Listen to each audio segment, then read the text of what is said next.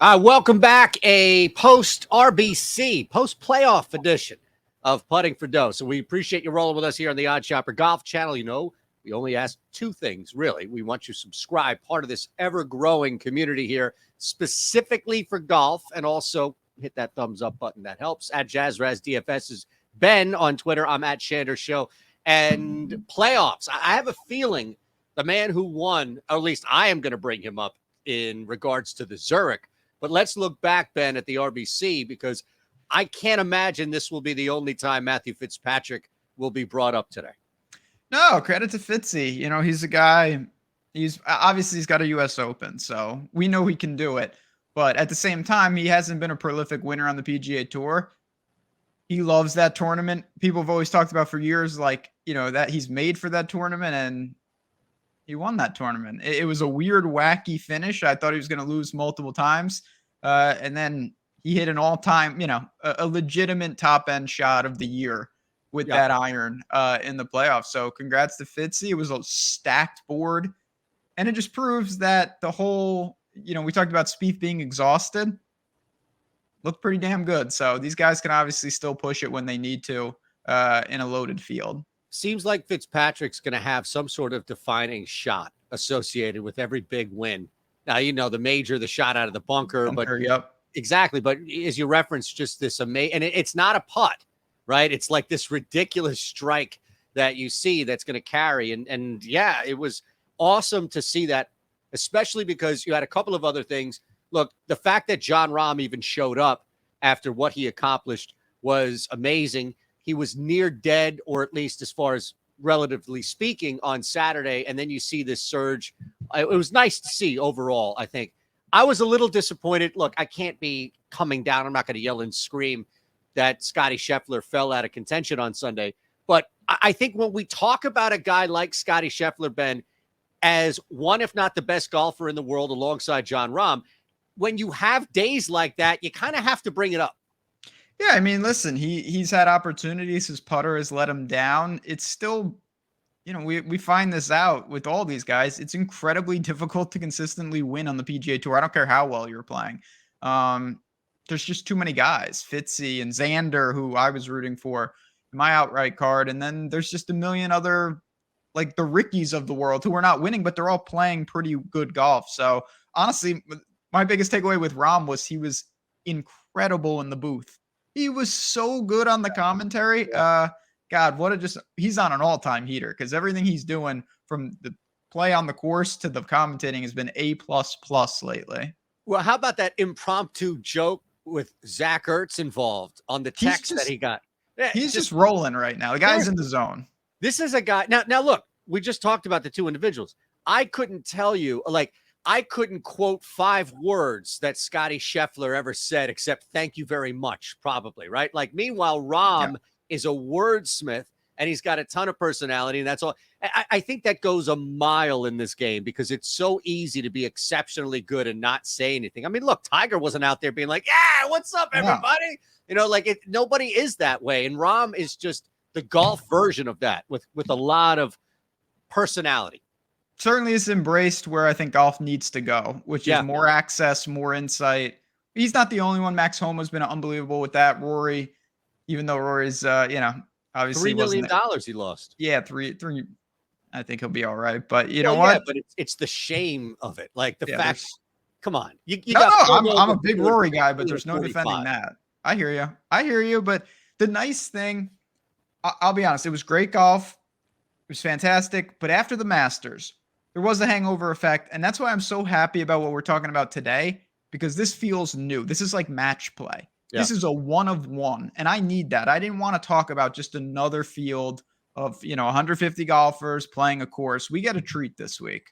And I think as we move into the Zurich, and we'll let you know what's going on here, of course, with Bet365 in between, but the transition is just that. The RBC is a perfect descent. You can't just jump out of the plane. You can't go from 0 to 60 the other way, right? You need some sort of landing spot. And I think the RBC was perfect for that. Fitzy wins in the playoffs. We have now, as you mentioned, the better ball, the 4-ball. We have a couple of things to look at here with the 2-man tandem, including, of course, Xander and Cantlay, the defending champs. But let's tell you what's going on. Colorado, New Jersey, Ohio, Virginia. You know, we've been telling you about this the whole time on Putting for Dough and elsewhere, of course. All we need you to do is sign up at Bet365. You may not even know Bet365 is in your state. Well, what's wrong with you? Sign up. The reason is because we're going to give you $200 just for betting $1. That's it. Look at this. All you need to do is click this link below. 21 or older, gambling problem, call 1-800-GAMBLER. Deposit $10 after you sign up. It'll take you a minute. And then bet $1 on anything. You'll get $200 back. Like, Ben, you could theoretically just load up on a 10-leg parlay. Or what you could do if you really wanted to be dangerous, what you could do is, where is that, by the way? You could bet the way, way, way bottom. So if you have $1, you could bet John Daly and David Duvall at 100 to 1 for $1,000 profit. But here's the thing. It's not going to hit. You're still going to get 200 right back. That's all.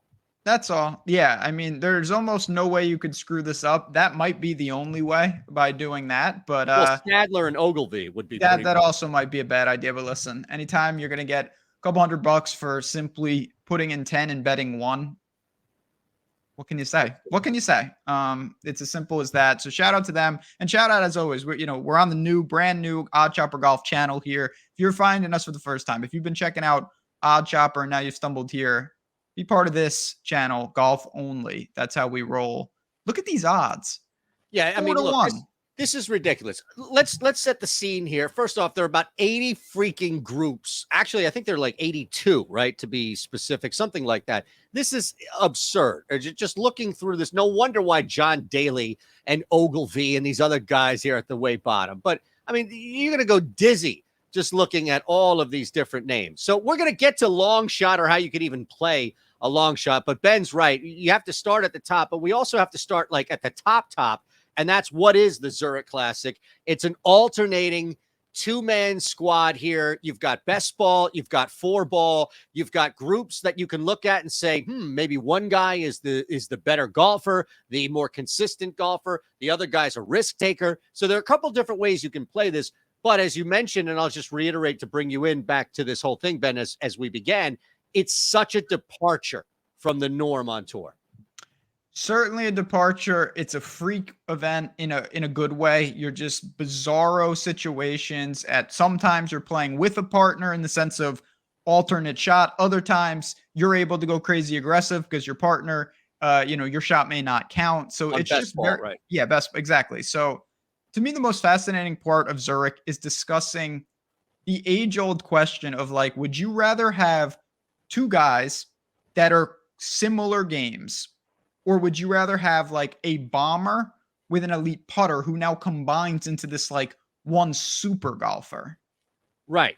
So on Saturday, my father-in-law, who shoots, he's about a 7, and I'm about a 18. Okay. We won this 6-man thing. Oh. Well, look, I shot 100. Yeah. and he shot an 83 with an 8 and a 7. Okay. So what the problem, but I'm just laying it out here to your point about the one thing that I can really do that I've been able to really hone in on, and hopefully will improve my index, is lag, is to 30, 35, 40.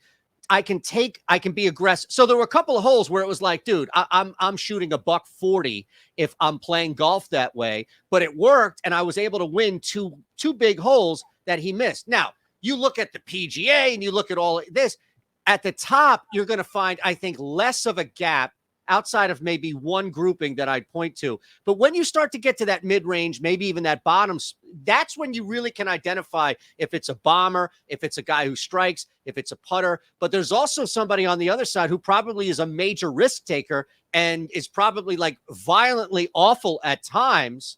But if you get him on the right day, Ben. It's really tough. I see advantages to both things. Yeah, first of all, let's get the top groups out of the way. Those guys are just really good. There's not like they can't play together. They're just good players. But I think the fascinating thing is like, okay, if you've got this guy and he only struggles with putting, Say he only struggles with putting, and then you pair him with Denny McCarthy or Taylor Montgomery. Well, the McCarthy pairing, did you see who he's playing with? I did. Yeah, but the thing that's fascinating, like that's a perfect example. Elite ball striker now with an elite putter. I love this matchup here, but so do I. But I also I like that a little more. Where I think it could be, and maybe I'm overthinking it, but I do want to bring this up before we dive into who's on the card. I do think if you have someone off the tee that is so different than you, you're going to be hitting from places that you're really not used to. Like if you're a pretty short hitter, you're used to hitting longer irons in. Now you're going to be hitting it maybe in the first cut a lot more from like 100 yards out. And it is different. I'm not sure it's a negative per se, but I do want to bring that up because if you play with Cameron Champ and you're Russell Knox, you're just different off the tee. You're never in those same positions usually for your second shot. That's a good point. And it's definitely something. Yeah. I think it's going to carry as we talk about the whole rest of the board here. So give me one group at the top. All right. And should we take the obvious out? Like you're not going to bet Schauffele and Cantlay at 4-1, right? I doubt you'd even bet Morikawa as rough as he's been. Homa has been fantastic, don't get me wrong, but this is a completely different setting. I almost feel like we should open up the bidding at 14-1, no? I mean, yeah, I have a little interest, I guess, in Morikawa and Homa. I'll shop that around. If I could find like 10-1 maybe somewhere, I'll see. I'm not looking to bet them because I think this is just such a wide open event. I think the names for me that are very interesting. First of all, is the Siwoo Tom Kim pairing. You got two real good players there. Both can get crazy hot. Well, Kim was a butcher though last week, huh? He was, but again, Heritage will expose a lot. I don't freak out too much about it. I think a popular pick, of course, is going to be Sam Burns' pairing with Billy Ho. They can really roll it for Sammy B, right? Yeah, LSU. I'll be honest. I don't know what to make of Sue and Thigala. They're going to be a popular name. I want your thoughts, of course. I wish they were a little longer price. Thigala's playing out of his mind. Justin Sue made the cut and then was like 10 over on the weekend. Yeah, I'm not betting them because, and look, I understand. It's kind of the same reason why I wanted to stay away from Siwoo's pairing, only because of what I saw last. And, I get it. Like, that's unfair. But to a larger extent, I feel like there's letdown with Justin as opposed to Thigala, who is, I mean, look, but you can't carry, right? Like, this is not the NBA. You can't just give it to Thigala and say, take over, dude. You're going to have to make shots. You're going to have to make putts. You're going to have to win holes in which Thigala misses. So that's at 22. Here's the thing. I'd rather go Matt Fitzpatrick. And I know, like, my God, he just won. Here's the thing. His brother, this gets his brother a PGA card, or he's working towards it, right? So you get a win here at the Zurich. Alex Fitzpatrick wasn't terrible, and I think it's like the Corn Ferry Europe version, right? Yeah, like the Challenge Tour. Exactly. He's a decent player. Exactly. He's a decent player. And here's the thing. These two guys know each other. Like Xander and Cantlay know each other. So I don't know. Maybe there is something to that where you have a guy in Alex Fitzpatrick who is not here via nepotism, if that makes sense. No, I get it. I don't like the number just because of all the pairings. Look at the board. Look at your screen. Every single player on there has buckets and dozens of rounds on the PGA Tour, and then you have Alex Fitzpatrick. It is a big step up. I don't care what anyone says. Yes, he's got some advantages and he's playing with Fitzy, but it is tough when every other pairing is two pretty legitimate PGA Tour players. Right. So I'm not pushing back. I'm furthering your point that you made about style and being able to match play and match shots if you're not playing with somebody that is the way in which you play or can feed off of that. They don't have to be identical. They're not. I mean, Matt and Alex are not identical golfers, but I feel like there is something about their ability. They've grown up playing together. Like Alex knows Matt Fitzpatrick better than anybody that Matt Fitzpatrick could play with and vice versa. That has to add some, even if it's a smidgen of value, that just has to add some in this particular layout. Alternate shot, things along those lines, not in general, right? I'm not saying like overall. I'm just saying in this small little area. But you're right. The number is 22-1. Maybe you want that, at 30-1? Yeah, as we scroll down, I think it's a perfect time to kind of get into that next level, get into the mid-range. Like, I'm definitely putting my money on Denny McCarthy and Joel Damon before I click the Fitzy brothers. There's no doubt about it. I would even look towards, Benny On and SH Kim have been playing really good golf. Have they put it together? No, but they're the type of guys. Benny On in particular, because I'm more familiar with his game. He's such a good around the green player for a bad putter, and he started to show some flashes. I think he's a really good type of player for this format in the sense that he can really help stylistically. Because like you said, you may be able to hide your partner in the days where his shots don't count. But if you're playing alternate shot, that's a problem, right? You can't hide him. You have to play the shot. So I'm not surprised, but I'm curious. When I look at the top two groups right now, both have one guy who kind of just needs to figure it out. And both have another guy who's been playing, like Hayden Buckley, right? Is the guy that you just go ahead. But if Spawn figures this thing out, like you mentioned there, you've got 500 points more odds, at least on DK. It's a similar situation where one guy is on a tear, or at least playing, I shouldn't say tear, but playing better. Would you not look at that as far as the sandwich in between the Kim and the McCarthy group? I mean, again, I think you can make a case for those type of guys. I certainly, JJ Spawn is a guy that I've been pretty adamant. When he's healthy, he's a legitimate player, and we've seen flashes of it, no doubt about it. And Hayden Buckley is playing very good golf. I just look for me. I really do like Kim and Benny On together. I think that's a good pairing. You've got a good putter, steady off the tee, and Benny On kind of does the other things well. And for those odds, I think that's where I'm going to go in the mid-range. And then there are some guys I see you scrolling. I see you peeking at the real danger zones. Well, I mean, if that's the danger zone. Well, no, get this out of here. Chad Collins. No. Where has DJ been? Is he on the challenge version of the Live? Yeah, this is a tough scene down here. I obviously am not going. What happened to your boy? Because Russell Knox is all the way down there with Brian Stewart. Yeah, that's something. Right. No, but honestly, like, this is where it becomes tough. I agree. This is where it becomes tough, and maybe you're going to look to some of the exotics when they drop, but like, I still see some Griffin and Ryan Gerard. I mean, I know what Ben Griffin's about. Yeah. And I know that when he's been playing well, that's an auto top 20 for him. And he's been able to do it against better fields too. I just don't know what Ryan's bringing to the field here. I mean, he's flashed a little bit. You're not going to find clearly two guys that are playing elite level golf here.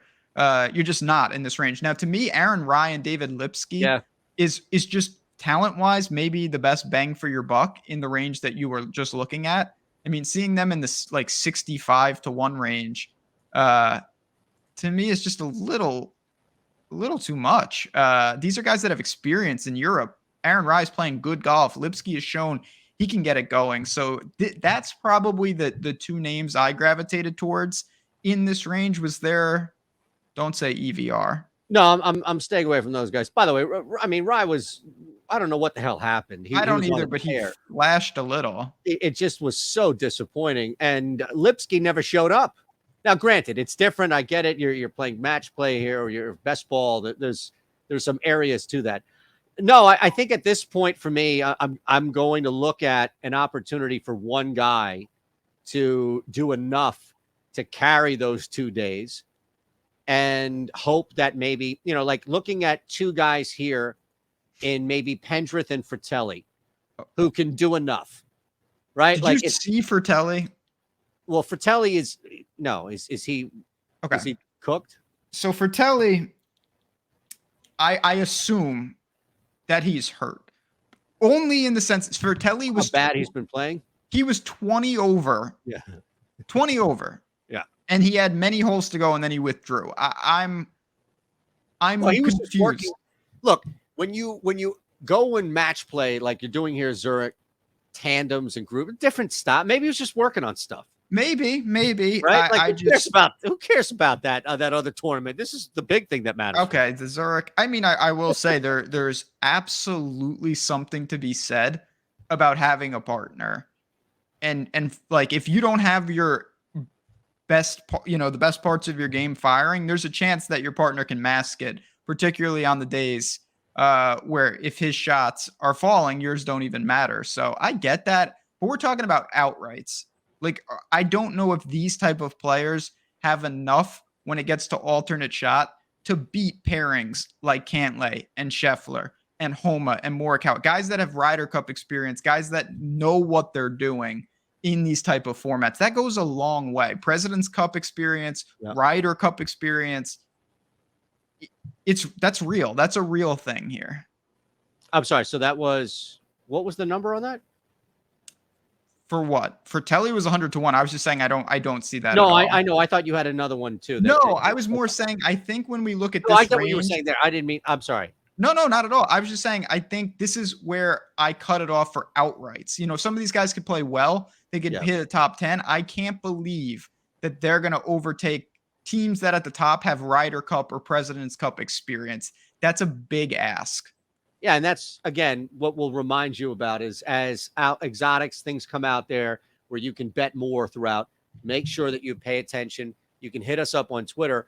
Also, the Discord, right? That's a perfect opportunity for, hey, what's going on here? There's some, whatever it is, new bets that pop up, new information that pops up, whatever it may be that you can't get to here because we only do this show once a week and it's earlier in the week for some early looks. That's why we have the Discord here for you. There's a link below. We'll give you half off your first week. Yes, we're crushing, but most importantly, it's a community where you can just hit Ben up about anything you see that changes throughout the week, any DFS tips or leans or anything you want there as well on the course. It's a breathing, living element. So we want you part of that as well. All right. I think that's it, right? Yeah, I just want to give a quick recap because it's a very funky style, and we gave out a lot of names. For me, Should we just whittle it down or what? Sure. Those two, you could stop it right there. McCarthy and Dahmen, Siwoo and Tom Kim. I love those two at the top. And then, as I mentioned, Aaron Rai and Lipsky as that sleeper team. I think they're a really interesting dynamic if you're looking for a real long shot. All right. Well, I'm going to take this 90-1 out of here because get them out of here. They're not going to win it. No. I just there's Ben Griffin gets on a roll. All right, I'll take him out. Oh, live a little. I'm going to live a little with the Fitzy brothers. Okay, that's a sneaky one if you like them. I'm going to do that. I'm going to do that. Fitzy, and then of course, look, I know they're popular, but Billy Horschel does well in these events for a reason, and Sam Burns can putt blindfolded on Bermuda. Yes. So there you have it. All right. Anything else you want to get out? No, as always, like I said, the PGA season we're in the thick of it now. There are big time tournaments after big time tournaments. We want you as part of the community here at OddsShopper Golf. Subscribe, get in touch with us at Shander Show, at JazzRazDFS. If you're in Discord, if you're in Chalk, whatever.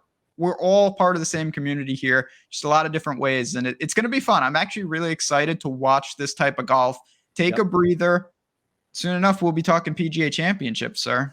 Can't wait. We got to get into some futures, don't we, at least? What? Some futures for some. Oh, yeah. Yeah, okay. All right. things. We'll see you next week. Good luck, everyone.